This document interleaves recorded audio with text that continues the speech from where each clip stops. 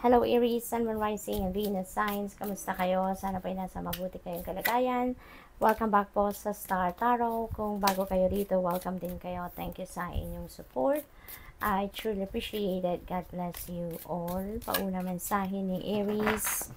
We have the energy of the bridge. Sabi dito, successfully overcoming a problem. So, napakagandang sign ito, no? Na kung ano man ang problema ninyo, na pinagdadaanan recently, yan ay matatapos na because you are going to successfully overcome that problem.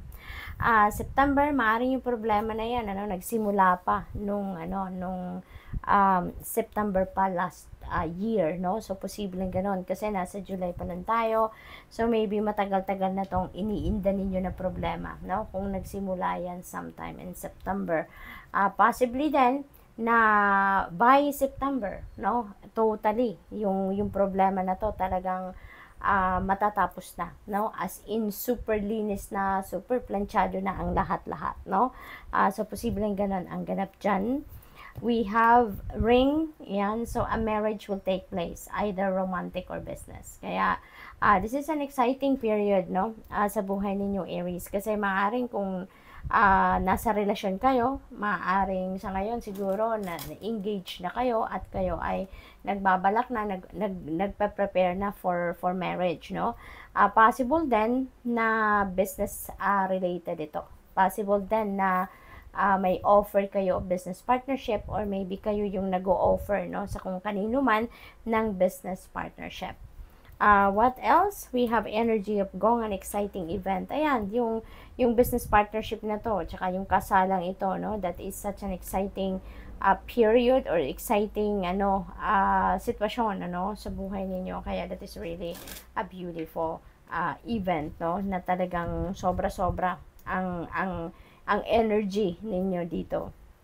What else? We have flag. Do not be tempted to lower your standards, okay? Ano man ang mangyari, no, wag ninyong ibababa yung standards ninyo para lang na mapagbigyan ninyo ang kung sino man, para lang na para mapagbigyan ninyo ang gusto ng kung sino man, ano. We have hot, you will be playing a different role. Ayan. So, you will be playing a different role, Aries, sa ngayon. So, maaaring promotion, or maybe merong lateral movement sa trabaho ninyo. Maaaring may ilalagay kayo sa ibang department, ibang role na ang gagawin ninyo. What else? We have goldfish, napakaganda. There is an increase in material wealth or spiritual growth. So, this is really a beautiful energy, no, Aries? Maaaring meron ditong financial blessing na parating, financial opportunity, no, na parating dito. So, what else? We have bird perched waiting for news, package, or letter. Ayan. So, at this time, naghihintay siguro kayo ng balita, meron kayo hinihintay na impormasyon, may hinihintay kayo na bagahe, package, no, siguro mga balikbayan box, maaaring ganon, or siguro order ninyo, no, sa Amazon, order niyo sa Shopee, sa Lazada, something like that. Or probably, hinihintay din ninyo sulat, no? Baka galing yun sa trabaho, something like that. What else? We have purse. Pay attention to your finances. Ayan, mag-iingat kayo, no? Sa pera ninyo. Pay attention doon sa paggastos ninyo. Make sure na nababantayan ninyo yung expenses, no? Ninyo, at saka yung yung maganda dito kung meron kayong budget plan, no, at sinusunod niyo dito yung flow ng pera ninyo. Sinusunod niyo kung anong nakaplano, anong allocation ng mga pera ninyo, something like that, no.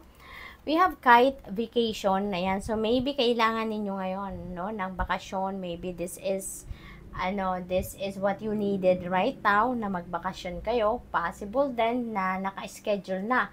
May plano na talaga kayo na magbakasyon, and maybe sa ngayon papunta na kayo, no? Maybe this is vacation somewhere. Maaring magta-travel kayo, magbabakasyon kayo kung saan.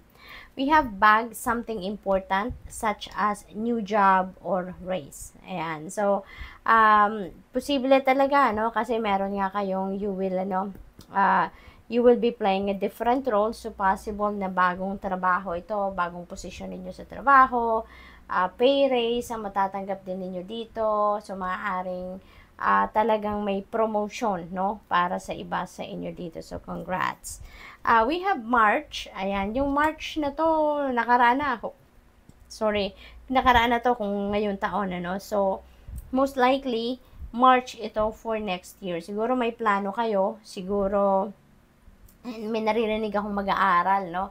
So, siguro ang iba sa inyo nagbabalak mag-aral, bumalik sa school, or mag-online course, no? Siguro dito, sometime in March next year. So, probably ganon ang ganap. And that's all I have for you for today. Thank you for watching. Love and light. Namaste. Hello Leo, Sun, Moon, Rising, and Venus signs. Kamusta kayo? Sana po yung nasa mabuti kayong kalagayan. Welcome back po sa Star Tarot. Kung bago kayo rito, welcome din kayo. Thank you sa inyong support. I truly appreciate it. God bless you all. Tignan natin ang mga mensahe ni Leo for today. Pauna mensahe ninyo ay Mountain Road. You are on the road to success, Leo. So this is such a beautiful energy, no? Kasi papunta na kayo sa tagumpay. Papunta kayo sa pag-commit ninyo na kung ano man ang heart's desires ninyo. Papunta kayo doon sa pag-achieve ninyo na kung ano man yung mga gusto ninyong ma-achieve, mga heart's desires, yung goals ninyo, yung ganon. So, good luck to that. We have man dealing sa relationship with a man. Maybe, kamag-anak nyo to, kadugo ninyo, or this could be anyone din na siguro you will be dealing with at this time. Pwedeng katrabaho ninyo to, pwedeng kaibigan, pwedeng boss ninyo, pwedeng kakilala nyo lang, bagong kakilala, yung ganon.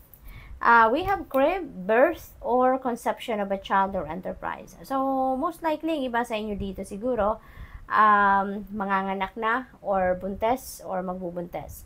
Or probably, kung hindi man kayo may ganong sitwasyon, siguro someone you know, someone na close to your heart, probably ganon din. Kung hindi man, no, kung wala namang birth or conception of a child sa inyo, possible na meron kayong bagong enterprise, may bagong proyekto, may bago kayong negosyo, something like that, no? Bagong pagkakaabalahan. Unicorn energy, use your intuition to make beneficial changes, alright? Maaring may mga bala kayong gawin, pagbabago, may mga shifts kayo na gagawin sa buhay ninyo, at posible na medyo siguro challenging yan para sa inyo, hindi siguro nahihirapan kayong isa katuparan yan, at kaya iniimbitahan kayo dito na gamitin ninyo ang iyong intuition because you are divinely guided, okay? Binibigyan kayo, sinisendan kayo ng gabay, ng divine universe dito para magamit ninyo kung papaano ninyo magagamit yan para magkaroon kayo ng mas magandang takbo, no, ng plano ninyo para sa mga pagbabagong ito. Merong magandang benepisyo na makukuha kayo out of these changes, no? We have Seahorse, family matters, possibly na yung success na to is related to family matters. Maybe ano yan, baka family, business, maaaring ganon, or proyekto ng isang pamilya, or pamilya ninyo, or related, no, sa inyong pamilya talaga, siguro, yung pagtatagumpayan ninyo, kahit ano man yan, no. What else? We have hand, in need of help, assistance, and guidance. Maaaring isang lalaki, no, yung nangangailangan ng tulong dito. At maaaring kayo yung hihingian ng tulong, no? Maaaring kayo yung magbibigay ng assistance sa kanya, gabay sa kanya, something like that. Possible din na kayo nangangailangan ng tulong, kayo yung nangangailangan ng assistance, ng guidance, at yung lalaking ito siguro ang pwedeng makatulong sa inyo, no? Na magkaroon kayo ng kalinawan sa isipan, magabayan kayo, maisistihan kayo sa kung ano man klase ang kailangan ninyong tulong. Successful outcome to your problems, kung ano man ang problema pinagdadaanan ninyo sa ngayon or recently, mapagtatagumpayan nyo na yan. You are going to successfully get out of that problem na. Masusolusyonan nyo na, matatapos na ang problemang ito. What else? We have Tulip, great passion. Maaring passion ninyo ito sa inyong karelasyon, passion sa relationship itself, no, or probably passion ninyo ito, no, na yung whatever it is that you love to do, no, parang along those lines yan. What else? We have ring. A marriage will take place, either romantic or business. Ayan. So, business partnership, possible for some of you dito, Leo.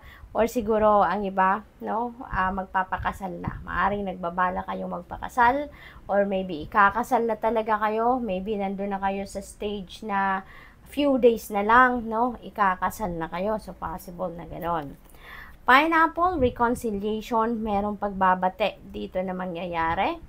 Maaaring may kaaway kayo, at may hindi pagkakaintindihan kung sino man dito, and maybe you are going to talk to each other, at maaaring kayo ay magkaayos na, magkabati na, no? What else? We have psychic ability, trust your intuition. Tulad nito, use your intuition. Dito naman ang reminder sa inyo, trust your intuition. So, magtiwala kayo, no? Kung ano man ang binubulong ng inyong intuition, follow that. Sundin ninyo, gawin ninyo, no? Dahil yung laman, no? Yung intuitive messages na pumapasok through your intuition, that is guidance from the divine. That is advice yan sa inyo ng divine universe, no? Mensahe yan para sa iyo. So, what else? We have fly, a period of ill health, depression, siguro mental problem, no? Nagkakaroon siguro kayo dito ng problema, marami siguro kayong iniisip, marami siguro kayong iniintindi, kaya siguro naiinis kayo, naguguluhan kayo, alam mo yun, yung may problema, no, sa tawag dito, may problema nga sa sitwasyon ninyo, pampamilya siguro, or trabaho, at siguro iniisip ninyo masyado. Siguro nag-overthink kayo, nag-overanalyze to the extent na sobrang depressed na, no, ang sitwasyon, nagkaka-anxiety na kayo. So, possible na gano'n. So, pero merong dito successful outcome to your problems, diba? So, most likely, dito kayo nang gagaling, at maaring ito ay matatapos na din, no? So, good luck. That's all I have for you for today. Thank you for watching. Love and light. Namaste. Hello, Sagittarius, Sun, Moon, Rising, and Venus signs. Kamusta kayo? Sana po ay nasa mabuti kayong kalagayan. Welcome back po sa Star Tarot. Kung bago kayo rito, welcome din kayo. Thank you sa inyong support. I truly appreciate it. God bless you all. Tignan natin ang mga mensahe ni Sagittarius. Pauna mensahe po ninyo ay Scales, keep your life in balance. Ayan. So, for sure, may mga imbalances ngayon na nangyayari. Kaya, ito yung mensahe para sa inyo na keep your life in balance, no? Make sure na aware kayo sa mga nangyayari, sa paligid ninyo, sa buhay ninyo itself. At make sure na mabibigyan ninyo ng oras ang bawat parte ng buhay ninyo, no? Nasa ganun, nasa balanse kayo, no?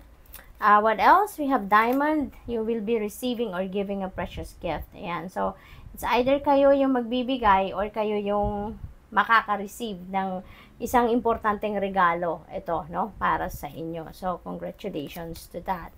Fairman, maaaring yung regalong ito, no? Ibibigay sa iyo ni Fairman. At si Fairman, this could be someone na with blonde, gray, or white hair. So, probably, siya, foreigner, no? So, this could be anyone sa buhay ninyo. Maaaring boyfriend ninyo to, manliligaw, asawa, diba? Katrabaho, boss ninyo. This could be anyone, but you are going to definitely deal with someone, no? Na ganito around this time. So, we have pineapple, reconciliation, merong pagbabate dito na magaganap, maaring between you and this Fairman, no? So, posible may relationship kayo dito kay Fairman, at maaring hindi maganda ang inyong usapan recently, maaring you're not on the same page, kaya ngayon, magkakaroon kayo ng pag-uusap at magre-reconcile na kayo. We have ring, marriage will take place, either romantic or business. So, business partnership is very imminent for some of you. And for others of you naman, maaaring this is kasalan talaga na romantic, no? Marriage. So, congratulations kung meron kayong ganon. Kung hindi man, baka maiimbitahan kayo sa isang kasalan. So, possible na ganon ang sitwasyon.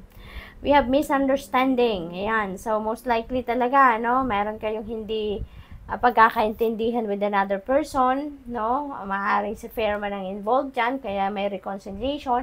So, saglit lang to, no? Kung ano man itong hindi ninyo pagkakaintindihan na kung sino man, yan ay magkakaayos din kayo, magkakausap, at mafi-fix ninyo yan, no? Kung ano man ang problema na yun. Kaya magkakaroon kayo ng reconciliation na din. Younger man, dealing sa relationship with a younger man. This could be anyone din sa buhay ninyo. Maaring anak ninyo to, manliligaw ninyo, katrabaho, pamangkin. This could be anyone, no?